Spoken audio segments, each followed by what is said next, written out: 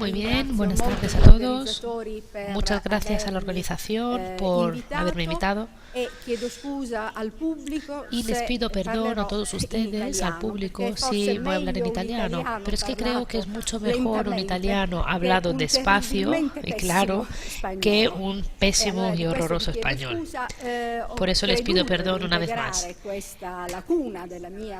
Y creo que esa falta de mi cultura se compensa con una presentación bastante completa de mi relación. Voy a analizar estos tres puntos que podemos ver en la diapositiva. La introducción será historiográfica, tal y como se me ha pedido, tal y como exigían las directrices de este encuentro, y analizaremos cómo se ubica mi objetivo dentro de este marco histórico. El segundo punto serán unas pinceladas muy breves sobre corte y el ceremonial de la corte en la época de Carlos de Borbón. La tercera parte es la que más aprecio porque hace referencia a los estudios que estoy desarrollando con la colaboración de unos estudios del archivo de Nápoles, ¿vale? Es decir, una documentación que hasta ahora se había utilizado muy poco, pero que en este momento yo diría que está en pleno auge y que es importante recordar. Por tanto, volviendo a nuestra presentación, quisiera empezar con las palabras de Cesare Vignola, un veneciano que reside en Nápoles en el momento en el que el reino pasa de la Casa de los Habsburgos a los Borbones, que a principios de 1738 comunicó al Senado de su república una decisión aparentemente banal que asumió Carlos de Borbón acerca de la vestimenta de las mujeres de la corte, que debían respetar la etiqueta española. Es un observador de las dinámicas sociopolíticas del sur de Italia y crítico de los lugares comunes y sobre todo vicios y virtudes del país, muy presentes entre sus compañeros. Vignola también no podía abstenerse de comentarios. Vemos aquí lo que cree. Es un crítico, critica mucho sobre el hecho que Carlos quería conservar la etiqueta española, la cursiva es mía, mientras que estos reinados, el reino de Nápoles y de Sicilia, que ahora se han convertido en independientes y separados de la monarquía, tienen la necesidad de resaltar su alteridad, su exclusividad. Carlos, en cambio, quería resaltar los modelos españoles en todos los ámbitos, también en la organización de la corte, sin cambiar drásticamente los periodos anteriores. Y así tomaba decisiones que dejaban perplejos los expertos en políticas y todos los que querían que Nápoles tomara las distancias en todos los ámbitos.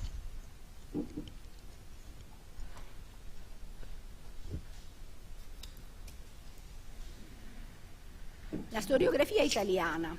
La historiografía de Italia, que se encargaba del primer rey de Borbón de las dos Sicilias, ha debatido mucho sobre la independencia del reino y los tiempos y modalidades de la persistente subalternidad a las directivas españolas. He dividido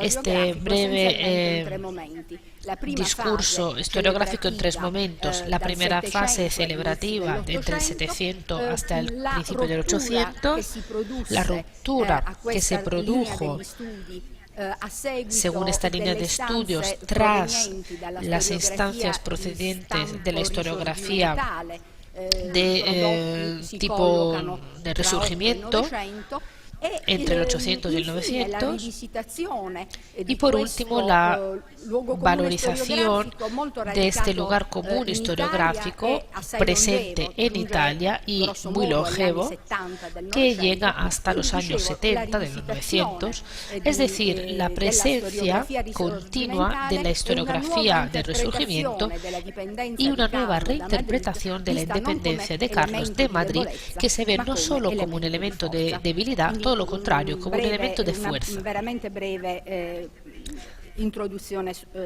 Es una introducción muy breve desde el punto de vista historiográfico. La producción de 700 celebró el 25 aniversario de Carlos de Borbón, que generó esperanzas con respecto a la época vicerreal, que se percibía como un periodo muy largo de opresión y miseria, sin considerar las relaciones y los discursos que se componían solo con fines de elogio, ni las numerosas y las oraciones fúnebres que incluso en Nápoles y en el reinado, se escribían tras la muerte de Carlos. Yo he pensado en dos ejemplos de distinta envergadura cultural. Una es la historia del florentino Francesco Beccattini, un político con una vena eduladora, siempre buscando favores, y cuando fue obligado a abandonar la Toscana, llegó a Nápoles y pensó en dar voz a su carácter adulador en el reino, no tan distinto a lo que ella había hecho con otros personajes potentes, como por ejemplo la emperatriz María Teresa con su hijo José II, o la presentación de otros intelectuales, como por ejemplo Galante, que en su descripción geográfica y política de las dos Sicilias definía a Carlos como un liberador. Son sus palabras, un liberador que llegó a la región más bonita de Europa, el sur de Italia, tras las muchas calamidades y problemas de la que fue víctima. Ese rey llegó y encontró un reino muy desordenado, con muchas faltas y lagunas, siempre según Galante, con una necesidad evidente de reformas, y empezó a corregir los vicios de los siglos anteriores. El autor evidenciaba las ventajas de la independencia, resaltando y subrayando que esta historia no debe mostrar la diferencia entre las condiciones de un Estado gobernado como si fuese una provincia a un reino gobernado por su príncipe. El reconocimiento y la prosperidad de esta nación deben recordar a Carlos de Borbón, porque es como si se le diera un respeto religioso. Ambos ponen de relieve esta independencia de los reinos del sur y también el reconocimiento del rey, del soberano.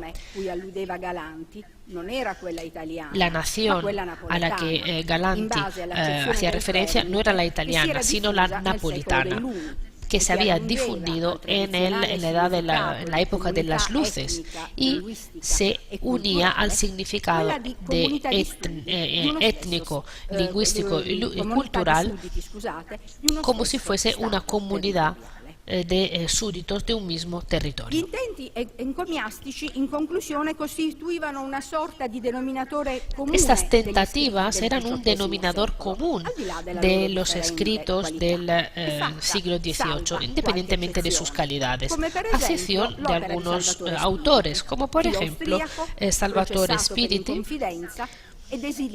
que fue exiliado por infidelidad, pero luego volvió a ser admitido en la corte. Otras sugestiones geográficas se repitieron en el siglo siguiente, según la historia de Pietro Colletta, un militar al servicio de los franceses y luego de los Borbones. En su obra no supo superar el estadio cronacrístico ni afrontar nuevas perspectivas de los hechos, a pesar de querer seguir la historia civil de Giannoni, que se tuvo que interromper durante este reinado. No solo quería reconstruir los eventos, sino sobre todo resaltar el principio de la autonomía del Estado del sur de Italia. Cabe resaltar que Giannone, según su idea del poder jurisdiccional, fue exiliado por las presiones por la curia pontificia sobre el gobierno de Austria. Giannone, como ya decía, miró con expectativas la llegada de Carlos. Più celebre Storia civile, che è del 1723, ma nella sua y en su autobiografía se denomina como el artífice de la independencia del país. El rey es nacional, es propio nacional, parece casi un eslogan de la historiografía de Nápoles. Se cunió, obviamente, se creó sucesivamente a posteriori, porque después de un tiempo ya no eran provinciales, sino que por fin tenían su propio rey. Pero Carlos le negó a ese personaje la oportunidad de volver tras el exilio para no comprometer las relaciones con el Papa en una fase en la que se estaba esperando la investidura pontificia del reinado.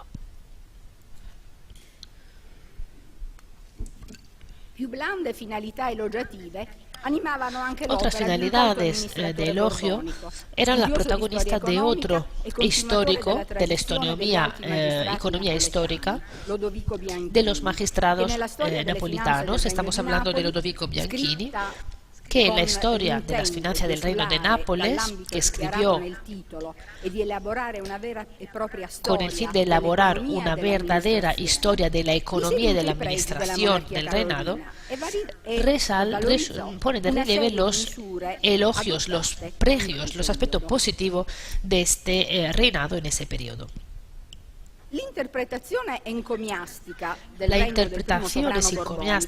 del primer rey de Borbón se desarrolla entre 800 y 900, según la historiografía del Resurgimiento, que pone de relieve la dependencia del rey napolitano de las directivas españolas, especialmente en los primeros años de su reinado, y biasimaba los gastos excesivos en un país con unas finanzas muy críticas para sostener la magnificencia de su reinado.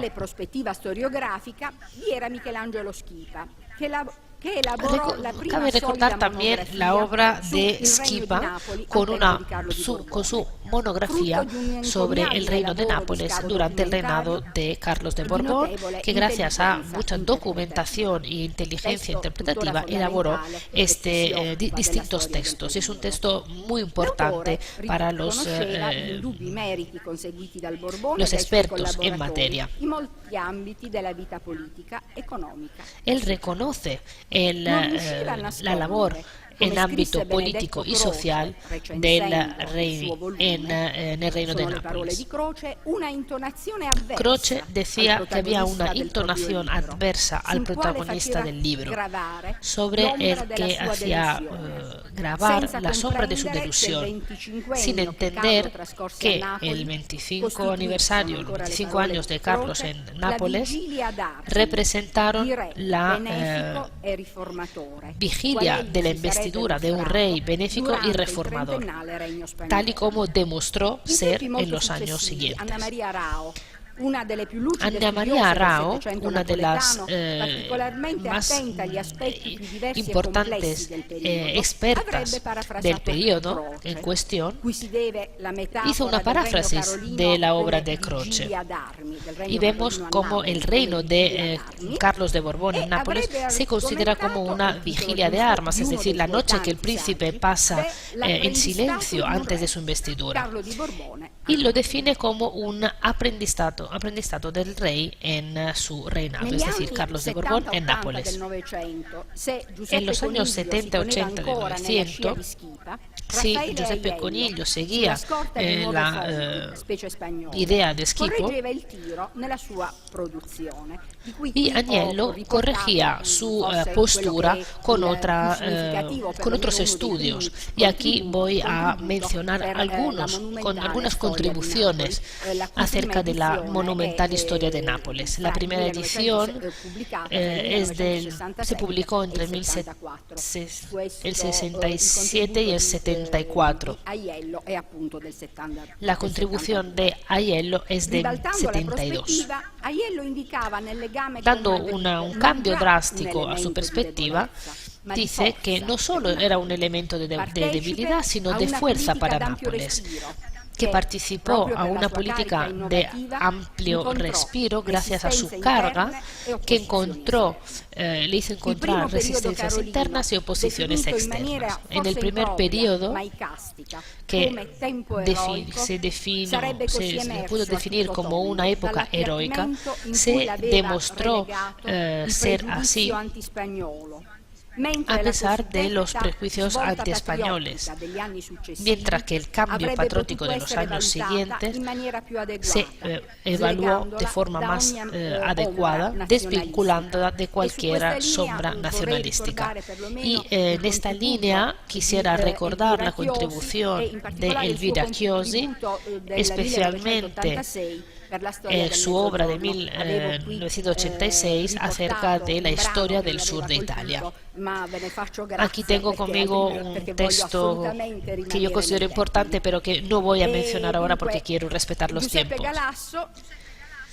Giuseppe Galasso, siguiendo los pasos de Croce acerca de la historia del Reino de Nápoles, habló de una aclaración haciendo referencia a la historia del 700 de Nápoles, y la define como la hora más bonita, reservando grandes aprecio y valor al periodo de Carlos. Como dice Galasso, es uno de los reyes más beneméritos de la historia de Nápoles por el lanzamiento, por la voluntad que supo imprimir, que supo demostrar y difundir en su reinado. Las semillas que sembró el nuevo rey no se perdieron en los años siguientes, los 25 años siguientes. Y demostró ser un gran reformador también en España. La definición de la hora más bonita, tal y como dice Galasso en la entrevista en la historia de Nápoles en 1978, sigue presente en la producción de este fantástico histórico napolitano, y en una de sus últimas obras, uno de los más recientes obras de 2007, sobre la historia de Italia, que él mismo dirigió para la editorial Utrecht, él volvió a proponer esa definición. En el título del capítulo 7 habla de política exterior y cambio patriótico, sentido y contexto de la hora más bonita.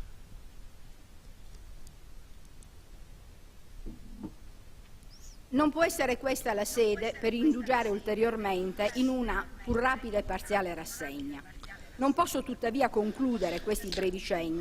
concluir estas pinceladas sin recordar la contribución de Franco Venturi con su 700 reformador, donde las dos Sicilias se insertaban en un más amplio contexto italiano. Su obra, una piedra fundamental de la historia política y de las ideas del siglo XVIII, contribuyó en limpiar, digamos, el terreno de una serie de prejuicios, sobre todo el 700 como precursor del Resurgimiento. En cuanto a la producción más actual, que es muy abundante y magmática, hay que recordar la influencia de la especialización, y quisiera recordar la obra de Giuseppe Caridi. Ya los oradores anteriores me lo han citado. Afirman que Carlos III fue un gran reformador tanto en Italia como en España. Publicó una serie de biografías y escrituras sobre los grandes protagonistas de la historia. Per tornare dopo questa digressione al tema del mio intervento, Si volvemos al objetivo de mi intervención, es decir, el ceremonial de la corte, que entra en una serie de obras recientes, pero no lo suficientemente detalladas, quisiera recordar las palabras de Cesare Vignati, que representan el objetivo que me he propuesto, es decir, resaltar, poner de relieve cómo la vida en la corte y la ceremonia en el palacio representaban unos ámbitos de investigación de gran relieve, tanto por la gestión de la vida política como por la representación simbólica del poder regio. Son unos ámbitos de estudios que tanto en Nápoles como en otros lugares han sido dejados de lado y se han quedado obsoletos.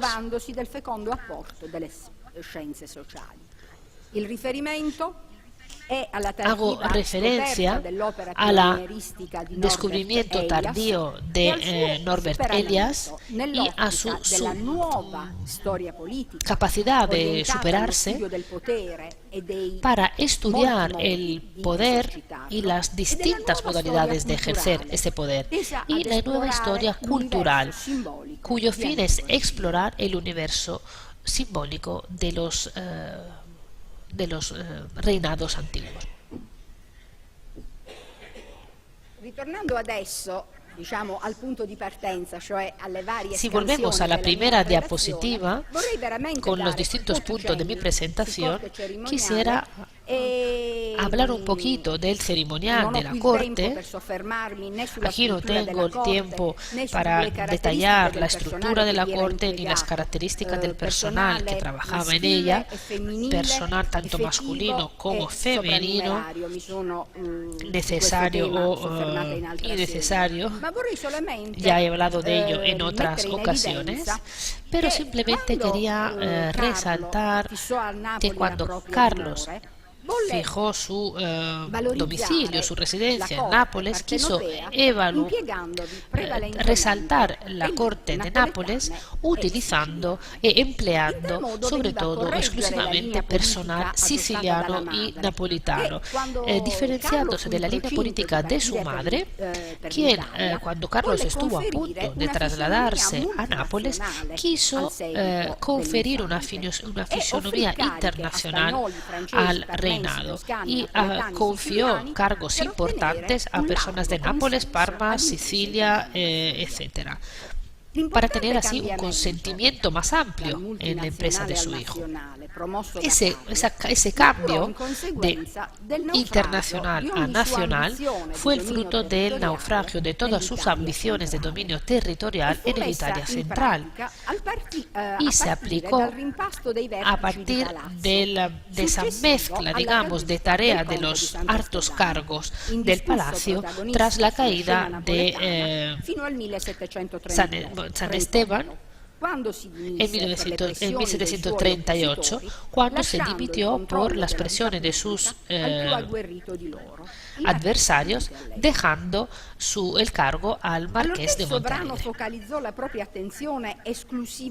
En el momento en que el rey se centró exclusivamente en los reinados del sur y volvió a organizar la política de la corte, decidió convertir la organización en algo muy específico a nivel interno.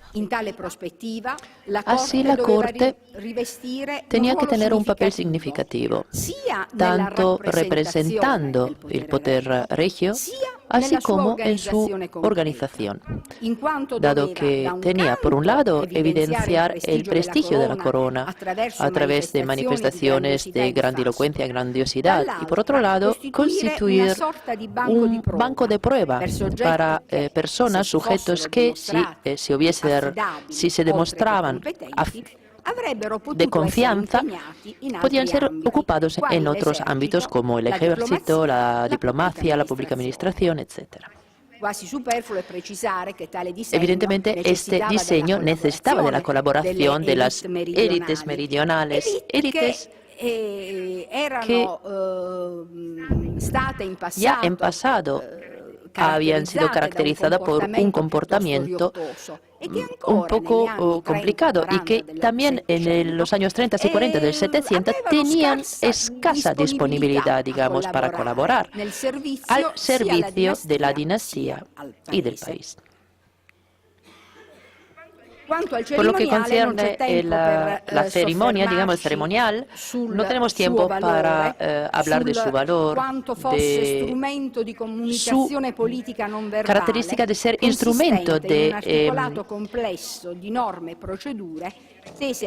sobre todo por lo que conciernen las manifestaciones tanto civiles como religiosas. Quisiera en este caso hablar de la obra de Dwindham sobre Viene Versailles y lo que Dwindham escribe sobre este ceremonial, que también se puede aplicar prácticamente en cada contexto. Por lo tanto, volviendo de lo general al caso napolitano, lo que queremos decir es que a partir de finales del 500 las disposiciones y las costumbres ceremoniales anteriormente confiadas a la tradición oral empiezan a ser anotadas, digamos, en libros, y es el maestro de ceremonia el encargado.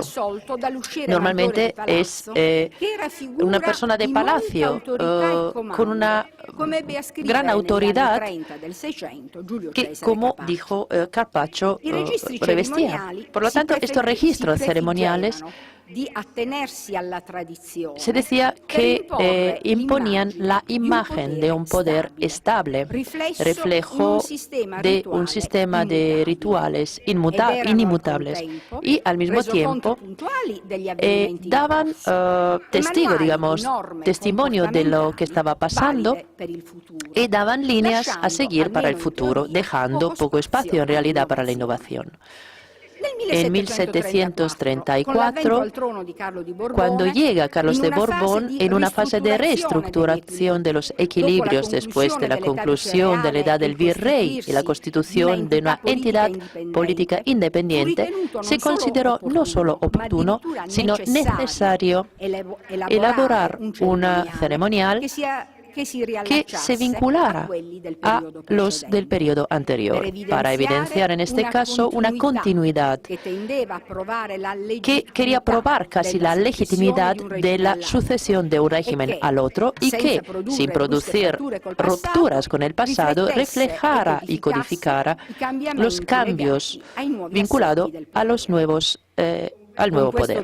Con este objetivo, uno de los hombres más hábiles del entourage de Carlo, el marqués de Montealegre, antes secretario y después primer secretario de Estado,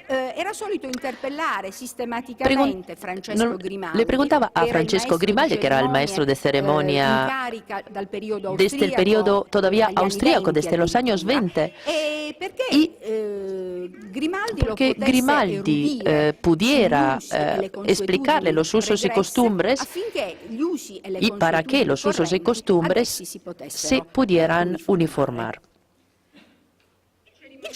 El ceremonial borbónico, si bien, como se dijo, quería, digamos, dar la sensación de inmutabilidad de las prácticas protocolarias, presentaba en realidad algunas censuras que se pueden ver en el tiempo. Podemos decir, por ejemplo, que el momento creativo se tuvo en los primeros años de la monarquía, cuando Carlos, por un lado, aceptó, digamos, hizo propias las costumbres del periodo anterior y, a falta de costumbres ya radicadas en Nápoles, se rehizo a la etiqueta española, de manera que adaptó el ceremonial así. Con la nupcia de Carlo y María Amalia, en la estación de la Casa de la Reina, terminaba la fase más propositiva. Y los libros perdían, aunque no completamente, la función normativa, para transformarse en como un calendario, digamos, de manifestaciones codificadas, como pasaba a menudo para las manifestaciones ya recurrentes, como por ejemplo las fiestas dinásticas, los festejos dinásticos o los vinculados al año litúrgico. Y para simplificar el funcionamiento del ceremonial borbónico,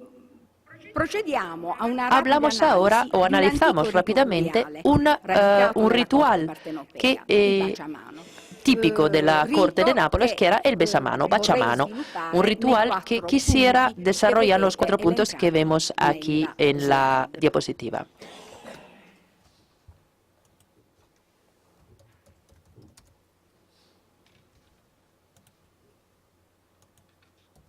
Scusatemi.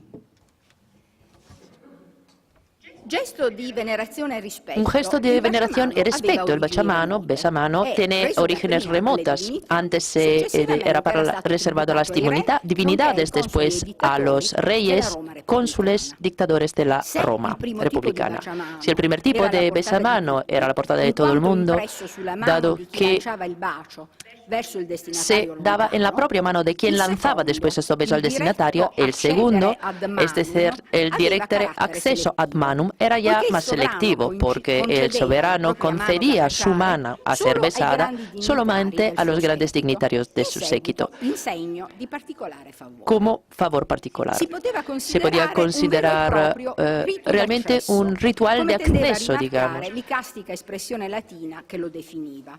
Y con tal característica sí se conservó en la edad feudal para después propagarse a nivel de todas las cortes del viejo régimen.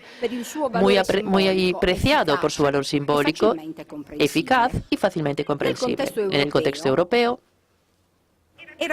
se practicaba frecuentemente y de manera diferente, según los tiempos y según los lugares.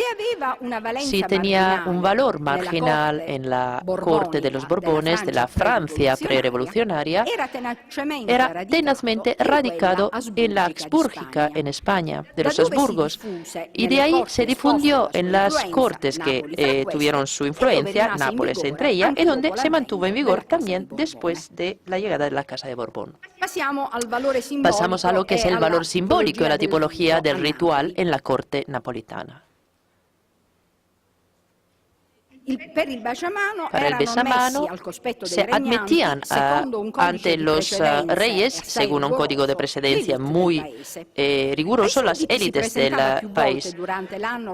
A los súbditos se le brindaba varias veces al año esta posibilidad del besamano, durante celebraciones tanto ordinarias que extraordinarias. Y este carácter extraordinario impide realmente poder contar cuántas veces tenía lugar estas ceremonias del besamano. Una gran serie de besamano de felicitaciones al comienzo del gobierno borbónico, después durante manifestaciones para la celebración de los éxitos de Don Carlos en los reinos de dos Sicilias. Lo que pasó en la primavera del 74 para la entrada del infante a la capital y después para su proclamación del trono napolitano. Solo para acordarnos de las principales ceremonias donde, como por ejemplo nos enseñó un poco toda la historiografía de las ceremonias de Kantorowicz para adelante, sin mencionar otras intervenciones que en la indeterminación de las prácticas realmente fueron de vez en cuando desarrolladas en varios lugares donde Carlos iba o aparecía. El ritual se reitera en ocasión de la salida del joven Borbón hacia Sicilia para su vuelta a Nápoles después de ser coronado en Palermo y durante un sinnúmero de acontecimientos militares, también para publicación de la Paz de Viena, que concluyó la Guerra de Secesión polaca, en el contexto de la cual se permitió la subida al trono de Don Carlos. También cualquier evento así glorioso, tanto político como militar, se subraya con un besamano extraordinario. Para ilustrar la potencia simbólica de este ritual, todavía sólida en ese siglo, cabe ver una de las ceremonias a la que nos referimos. En el 34, el domingo de Pentecoste, el Consejo Municipal, digamos, durante una celebración solemne en la capilla real, mezclando elementos tanto religiosos como profanos, para mezclar también justamente la doble simbología, se juró encima del Evangelio su fidelidad a Carlos, la fidelidad de los presentes a Carlos. Y por lo tanto, todo se relata como después de arrodillarse ante el rey y con un discurso declarar su fidelidad, cada uno de ellos, en signo de devoción, puso sus manos entre las del rey y el rey les abrazó. En esta circunstancia, el ceremonier se anotaba que después estos elegidos acompañaron al soberano a sus habitaciones, que nuevamente les concedió el besamano. De nuevo quiere decir quiere vincular, digamos, este acto con lo que había pasado antes en la iglesia, donde realmente no había habido un besamano real. Posteriormente, en el Palacio Napoletano había besamanos augurales en ocasión de festividades religiosas y dinásticas. Era lo que pasaba en Semana Santa y en ocasión de los cumpleaños y de las fiestas personales, digamos, de los reales. Como pasaba en Madrid, donde también se hablaba siempre de este tipo de fiestas y se festejaban. También se ampliaba, digamos, nacimientos a matrimonios y confirmaba la condivisión de un único sistema de honores por parte de las dos monarquías borbónicas, que bien se documenta por lo que concierne todo lo que son las órdenes de los caballeros, que ya no miran al hecho que fueran napolitanas o españolas. Además, había besamanos de condolencias para algunos duelos, como por ejemplo la muerte de Felipe V.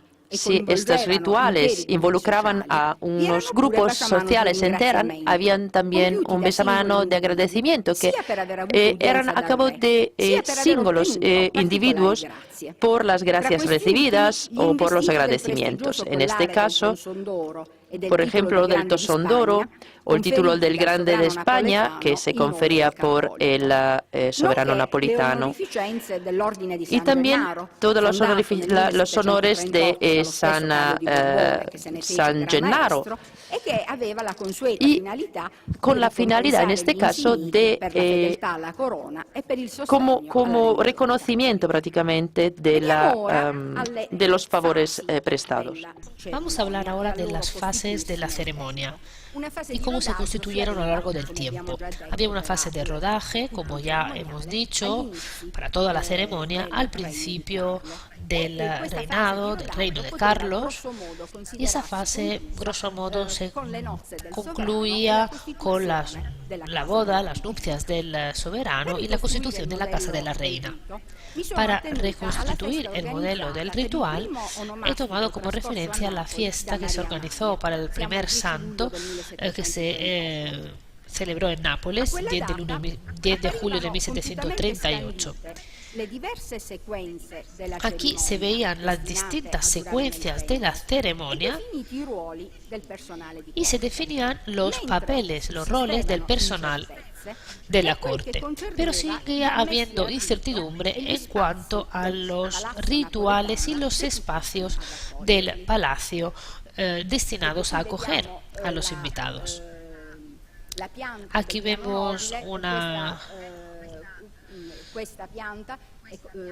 dibujo del Palacio Real del 1700, mitad de 1700, no es el periodo de Carlos, y se conserva en una sección del archivo de Nápoles. Y aquí desafortunadamente no he podido distinguir los apartamentos, las estancias del rey y de la reina, pero podemos ver con los números 1, 2, 4, 1, 2, 3, 4 y 5 son las anteriores a la sala del trono, que es la sala número 6. Ahora lo veremos mejor con el profesor de Zeta. No lo veo aquí entre el público. Él nos hablará de la ciudad y probablemente tendrá la posibilidad de volver a esta planimetría.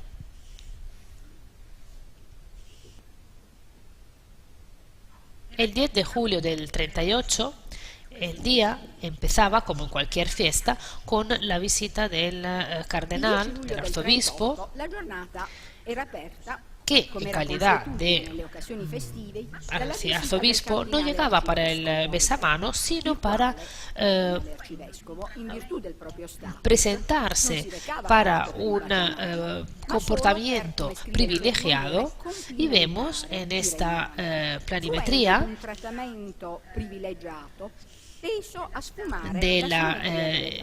de la galería larga. Aquí lo podemos ver mejor.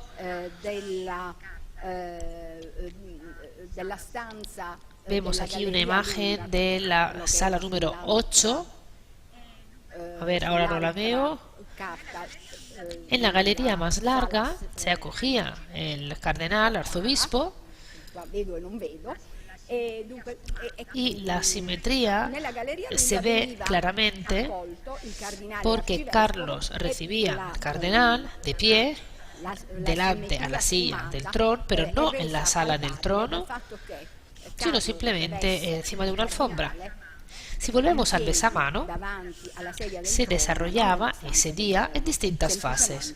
El besamano al rey y a la reina, de forma pública en la sala de representación de cada uno de los apartamentos reales, y por último el de las damas a los reyes de forma privada, en una sala privada. El rey Borbón recibió a los súbditos en la sala del trono, donde se sentó. Se consideraba un tributo por excelencia del poder. Se afirmó en Nápoles el trono a partir de la edad de Aragón para crear alrededor del monarca un espacio exclusivo y incontaminado. De esta forma se aislaba del contexto a su alrededor y de sus ocupantes. El rey se paraba de pie delante del trono, debajo del dosel, con la cabeza cubierta, para resaltar su magnificencia. A continuación, frente a los caballeros presentes en la sala y dos guardias a sus costados, solicitaba el besamanos a los que, según su condición, se encontraban en las distintas salas. Primero, los cortesanos de Nápoles, que también tenían que reconocer la magnificencia de la ciudad. Y después, los nobles, los magistrados, civiles o militares, y por último, los caballeros napolitanos no napolitanos. La ceremonia se repetía en la sala de la reina. No voy a detallar la ceremonia femenina. Quisiera resaltar que el besamano, según su carácter original, seguía siendo un signo de homenaje y gratitud para acceder a un sujeto de estatus superior. En segundo lugar, tenemos en la ideología de la sociedad del antiguo régimen porque vehiculaba el concebimiento del hombre relacionada con el estatus. Hay que añadir por último que el ritual se estructuraba no solo en función de la condición sociopolítica de los participantes, sino también de género. De hecho, solo estaba abierto a los hombres. Como ya hemos dicho, era un juramento de fidelidad, pero se excluían las mujeres titulares, según distintos perfiles, de prerrogativas jurídicas reducidas.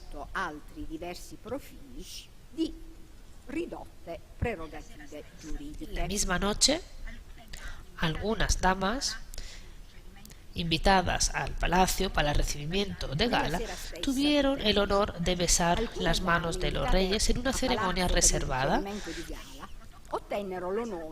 a la que participaban solo las mujeres, a excepción del rey, en algunas partes de la ceremonia. Jean-François de Bourgogne, un francés secretario en España, tuvo la oportunidad de asistir al besamano, estructurado en Madrid según el modelo de Nápoles.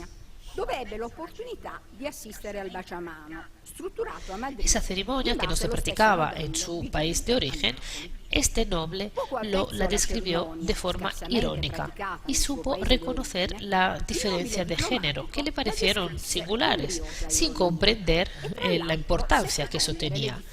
De hecho, lo entendió de forma banal como concesión a la vanidad de las mujeres y no como signo de una visión jerárquica de los sexos, de la marginalidad femenina, de la privacidad que se le imponía a las mujeres en el siglo XVIII. Simplemente quería recordar de forma muy breve, en cuanto a la marginalidad de las mujeres, un trabajo del compañero Roberto Bizzocchi titulado Cicisbei.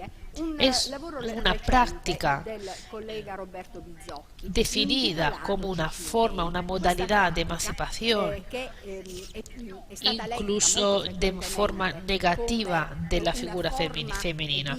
Pero lo que Bizzocchi dice es que esta práctica, difundida en muchas realidades italianas, especialmente en Venecia o en Génova y en Nápoles, Bernardo Tanucci dirá a su mujer: mejor que no vengas a Nápoles porque ahí tiene unas costumbres que no me gustan mucho. Bernardo Tanucci dirà alla moglie: meglio che non vieni a Napoli perché lì hanno delle abitudini. Obviamente estoy bromeando, pero el concepto era ese y lo he leído en distintas obras. Como decía, Bizzocchi afirmaba que esta práctica, frecuentemente vista como una práctica muy desenvuelta de las damas del 700, como una forma de control perdurante de la familia sobre la mujer. Muchas veces se podía hablar incluso de la amante de la mujer, pero muchas veces era el guardián de la mujer. Es decir, la familia o el marido querían que esa persona, que ese guardián, controlara la conducta de su esposa. Obviamente los límites podían verse superados o no respetados. Y en este libro el compañero lo dice de forma clara y ha sido un poco mi inspiración para estas conclusiones sobre la visión jerárquica de los sexos, relacionada con el besamano que estaba reservado solo a un sexo. Si volvemos a julio de 1738, la incertidumbre de esta ceremonia, que querían darle un rol específico a la nueva reina, convertían el besamano de las damas en un acto que se desarrollaba en una sala aparte del palacio y solo a posteriori se permitió desarrollarlo en la sala de la alcoba. In uno dei vani più interni dell'appartamento della sovrana. adyacente a la del trono, donde sus majestades, de forma informal, esperaban de pie en una alfombra que las damas napolitanas, con la ayuda del portero, desfilaran frente a las damas de la corte. El ritual del besamano se concluía unos días más tarde con una especie de acto donde se recibían en el palacio con unas formalidades menos importantes los delegados de la Plaza del Pueblo, que daban unos obsequios a los reyes, al rey que les esperaba en una alfombra, no debajo del dosel, asistido siempre por una serie de militares de cortes, y a posteriori en la sala de la alcoba de la reina de la que hemos hablado. Cabe especificar que es la sala donde se encontraba la alcoba, propiamente dicha.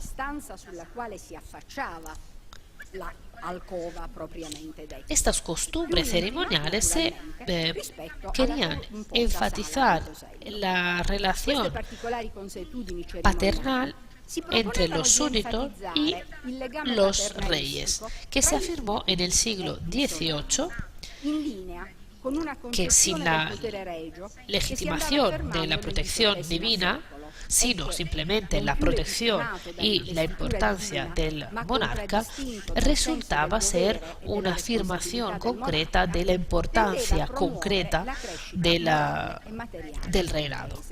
No había tantas formalidades, tampoco en los besamanos, en los lugares reales, pero no voy a detallar estos aspectos porque quiero analizar el último aspecto de mi presentación relativo a la evolución del ritual a lo largo del 700.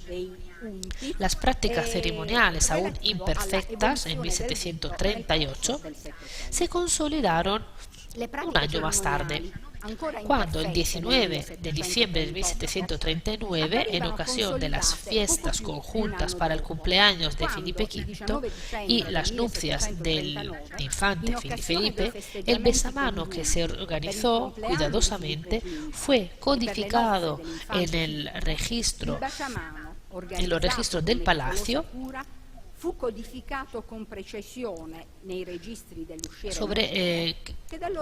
que dedicaba a este ritual solo algunos aspectos superficiales.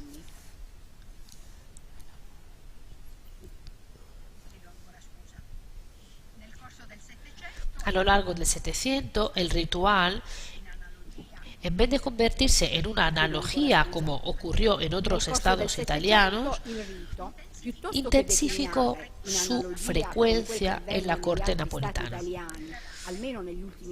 Por ejemplo, lo vemos si comparamos los ciclos festivos organizados para los primeros soberanos que nacieron a continuación. En 1740, las fiestas para la infanta primogénita di Carlos y prima Maria, una fiesta muy majestuosa, adquirieron valores paradigmáticos. Espressione di fasto monarchico articolato in momenti diversi, assunsero valore paradigmatico. Se dejaron de lado las referencias de las fiestas organizadas en los años anteriores y asumieron características específicas. Los vicerreyes solo se reproducían en Nápoles y los hijos no tenían una función política, con lo cual no había madurado una ceremonia para celebrar el nacimiento de los hijos del vicerrey. Sin embargo, sí que se le celebraban los nacimientos de los soberanos de la Casa de Habsburgo que se desarrollaban en España. Pero una cosa era el centro de la monarquía, es decir, Madrid, otra cosa era la periferia de la monarquía, es decir, Nápoles. Con lo cual no existía una práctica ceremonial relativa al nacimiento de los infantes. Eso es una cosa que me apasiona mucho, es decir, la creación desde cero con esta importación desde España de las ceremonias por los nacimientos.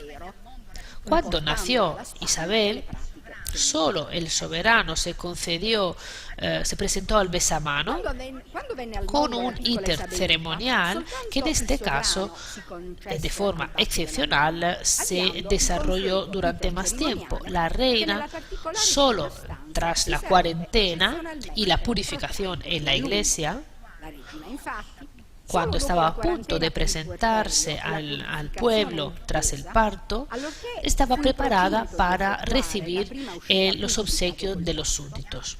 De esta forma empezaba esta nueva fase con un besamano del rey al nacimiento de la infanta y luego llegaba a finalizar esa misma noche con el besamano de las damas junto a los reyes.